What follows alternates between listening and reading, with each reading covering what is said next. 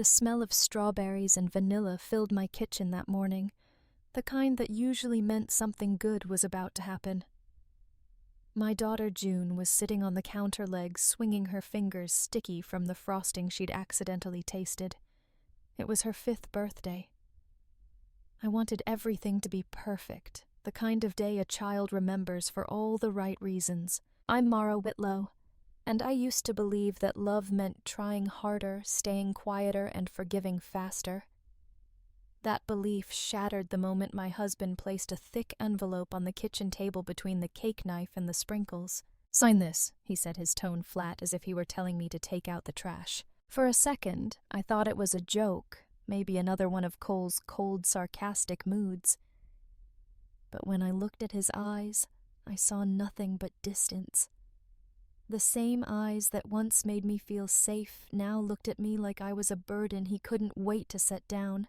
June giggled behind me, humming to herself as she arranged strawberries in a crooked little heart on her cake.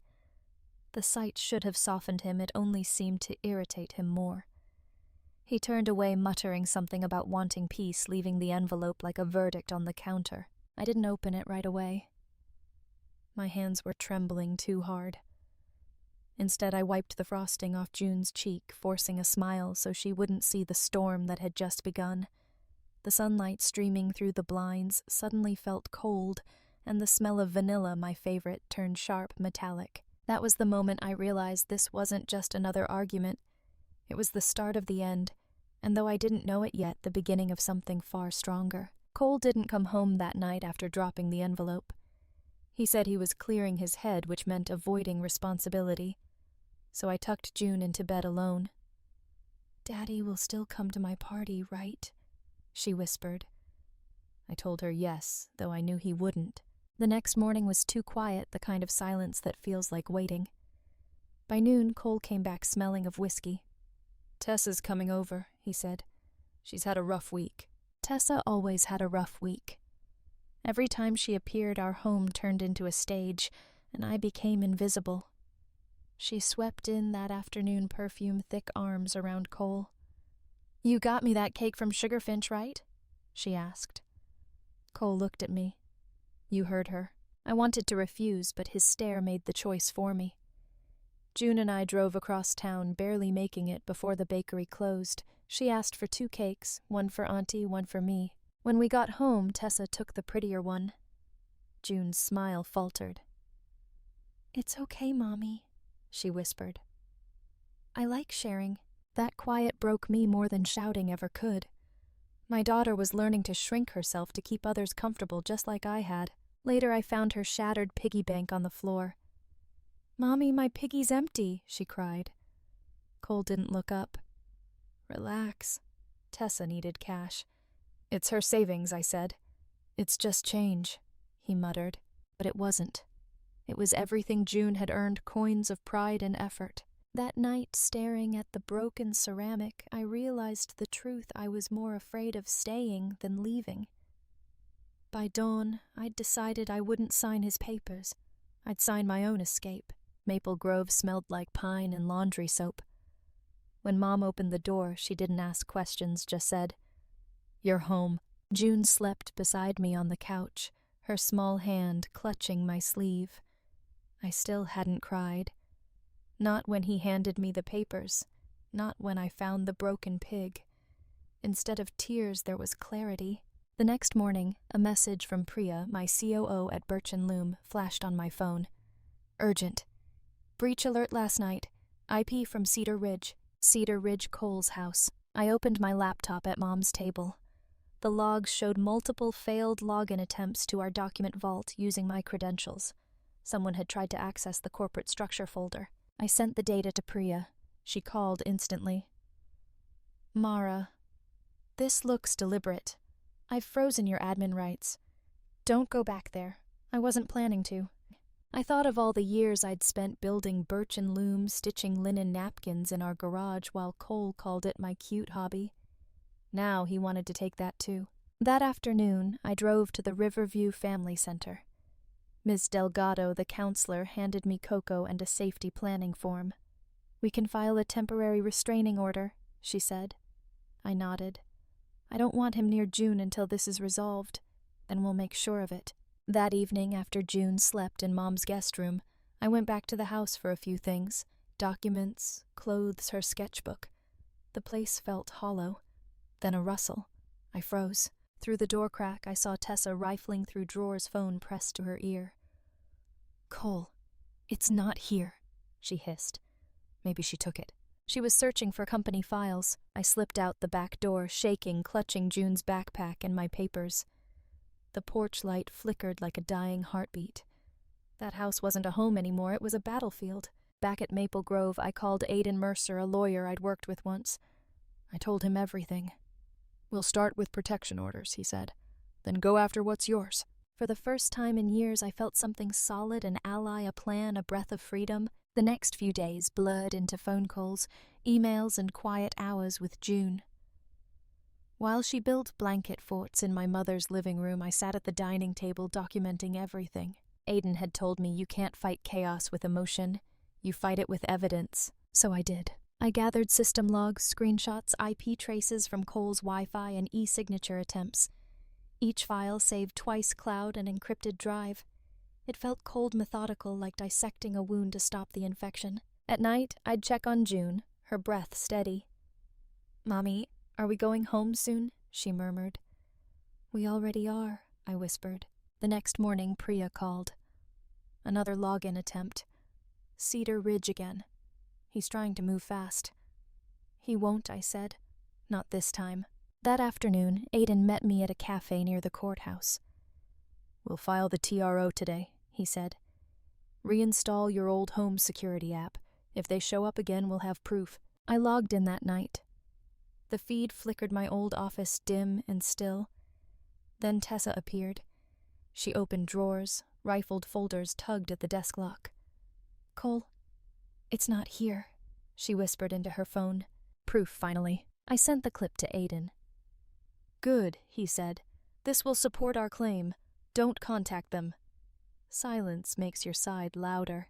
His words stayed with me. That week, Priya and I secured Birch and Loom new passwords, admin resets, board alerts. "He really thought he could steal this from you," she said. "It's not about the company anymore," I told her. "It's about boundaries." That night, June drew us on a beach.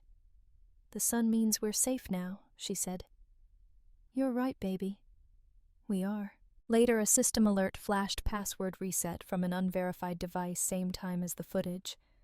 I didn't panic. I smiled. This time I wasn't waiting to be rescued. I was building the case.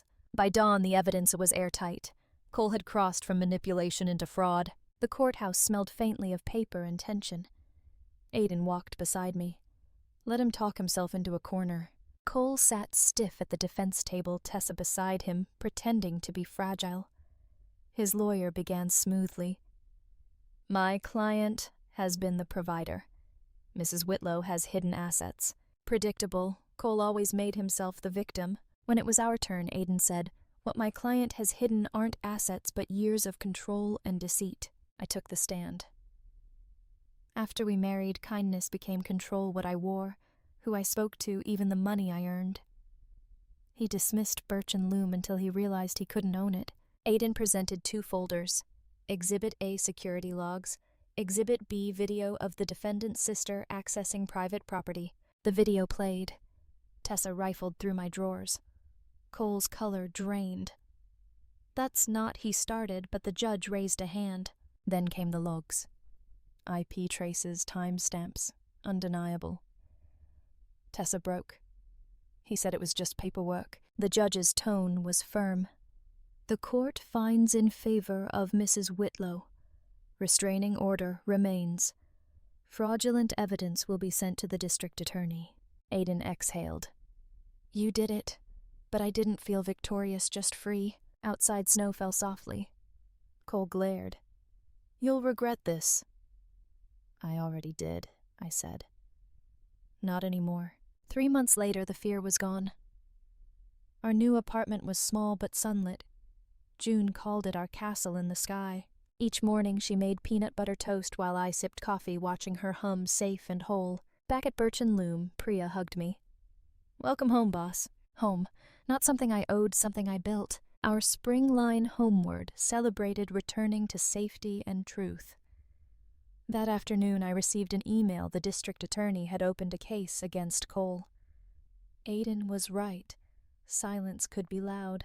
That night, I opened a draft called After the Storm.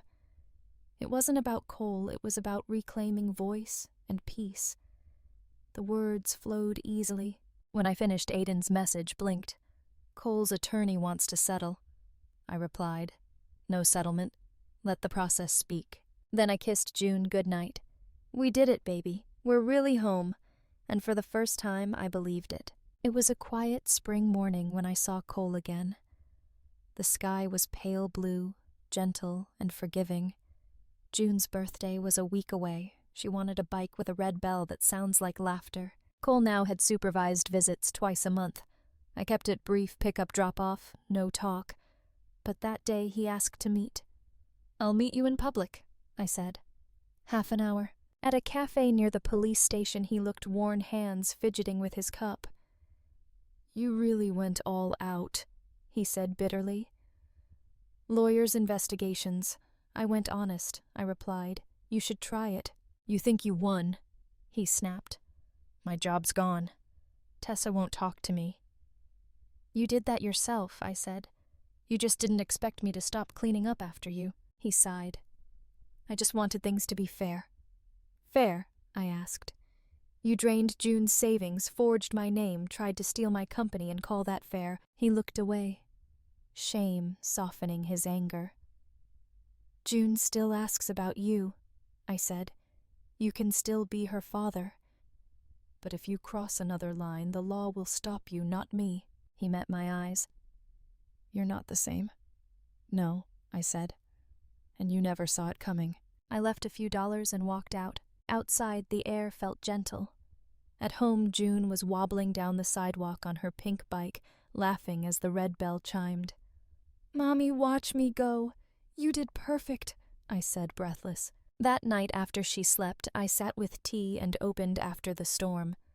The first line read, Sometimes the hardest part isn't walking away, it's walking back toward yourself. This time, I hit publish.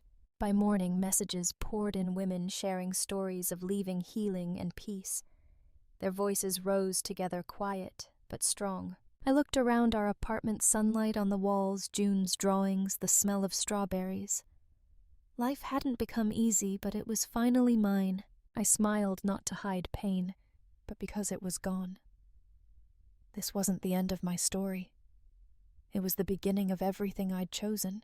The world felt different after the storm, not because it changed, but because I finally saw it clearly. The noise of old arguments had been replaced by softer sounds, June's laughter mugs clinking a quiet life rebuilt piece by piece. Weeks later, after the storm had spread far beyond me, letters and messages came from women everywhere, stories of invisible bruises and silent courage. Survival wasn't the end. Healing was. At Birch and Loom, we launched homeward with a small gathering. This isn't about business, I said. It's about rebuilding. Every stitch belongs to someone who began again. That evening at the park, June pedaled her red bike through the fading light. Mommy, are we happy now? Yeah, baby, I said. We are. I watched her silhouette stretch long on the pavement and thought of how far we'd come from a house where silence was fear to air filled with laughter. I used to think strength meant enduring pain quietly. Now I know it's what you choose after surviving. As the wind carried the scent of lavender and fabric dye, I whispered, We made it. And for once, it wasn't a promise, it was the truth. Because the storm had passed. The scars remained, but so did the calm, the laughter, the quiet certainty that we were finally free. And somewhere between the ring of June's bell and the hush of the wind, I realized the life I'd wanted wasn't waiting beyond pain. It was here, steady and ordinary, mine to keep, mine to protect, mine to live.